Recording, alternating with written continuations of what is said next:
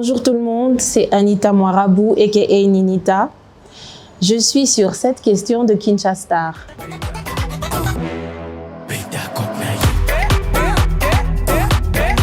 Voyons voir ce qu'on a ici. Première question.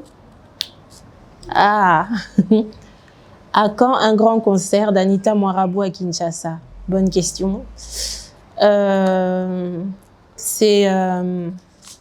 C'est un projet sur lequel nous travaillons avec mon équipe parce qu'on s'est rendu compte que cette question revient beaucoup sur toutes nos plateformes et ça fait longtemps qu'on n'a pas fait de concert live, de vrais concerts live à Kinshasa. Donc, je pense qu'avant la fin de l'année, vous aurez la réponse à la question et on est en train d'y travailler. Bon, deuxième question.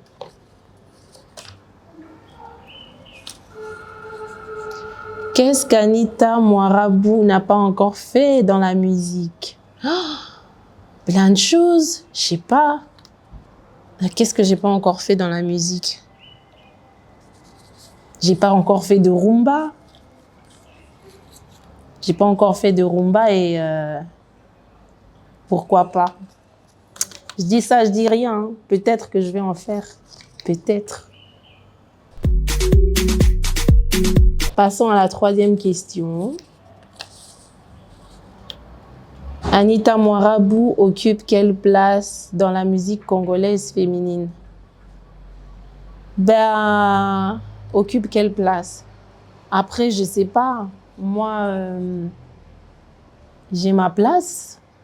J'occupe ma place, que personne ne pourra jamais occuper d'ailleurs, parce que je pense que tout le monde a sa place dans ce game. Mais à mes yeux, je suis et je serai toujours la number one. Et aussi, je pense, aux yeux de mes fans, de ceux qui me suivent, de ceux qui aiment Ninita. Donc, voilà.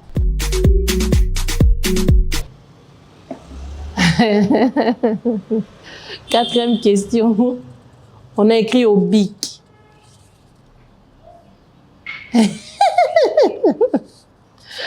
Cette question, on avait écrit une question, après on a écrit une autre au bic. Anita Mwarabu, fiancée ou buzz? Ah! Fiancée ou buzz?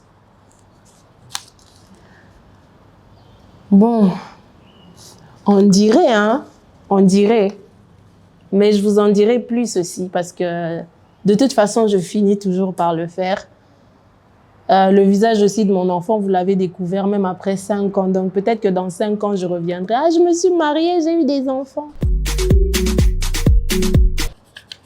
Cinquième question. Un top 5 des meilleures artistes musiciennes congolaises selon Anita Mwarabu. Alors, je pense que l'histoire de notre musique n'a pas assez de femmes, c'est dommage. Parce que j'aurais vraiment du mal à faire un top 5.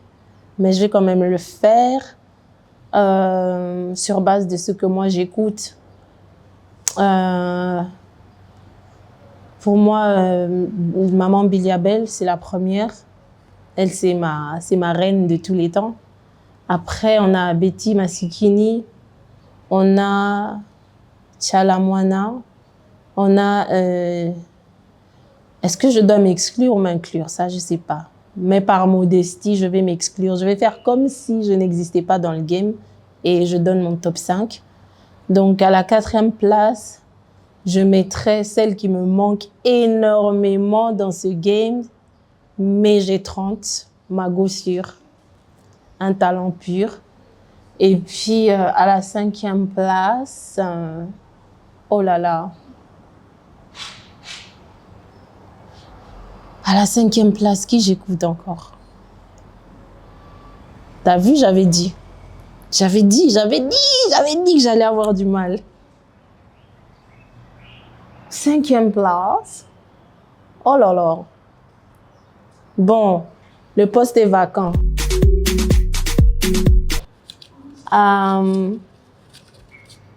On est à la 6e question. Elle est bien longue. Hein? Peux-tu nous expliquer tes réactions parfois musclé dans les commentaires de certains fans sur tes réseaux sociaux.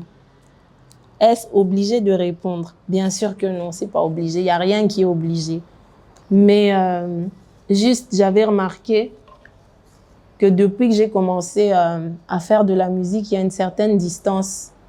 Il y a toujours cette distance entre moi et mes fans parce que, tu sais, je n'ai pas spécialement ce côté-là où j'ai une histoire qui ressemble à l'histoire de tous les musiciens. C'est-à-dire, tout le monde vient du ghetto, tout le monde a eu une histoire un peu, on va dire, difficile, entre parenthèses.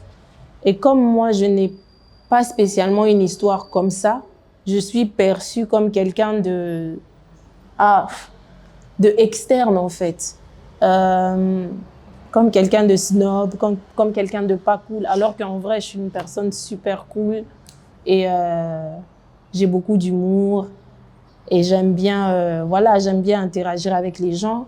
Et ce truc, cette distance qui s'est créée entre moi et mes fans, ça ne m'a jamais plu. Du coup, un jour, j'ai répondu à des commentaires et j'ai remarqué que il y avait un retour très intéressant. Depuis là, je réponds. Je mets beaucoup de cœur, même si c'est vrai qu'on n'en parle pas beaucoup. Mais les commentaires positifs, il y en a beaucoup plus que les commentaires négatifs et je réponds. Et quand je réponds aux commentaires négatifs, mes réponses, elles sont bien salées. Ça va avec un lingala vraiment très strict que personne ne peut imaginer qu'il y a un lingala bongo. Donc, ça donne bien et ça nous a rapprochés. Ça a créé un truc entre moi et les internautes. Donc, c'est pas obligé, mais j'aime bien faire ça.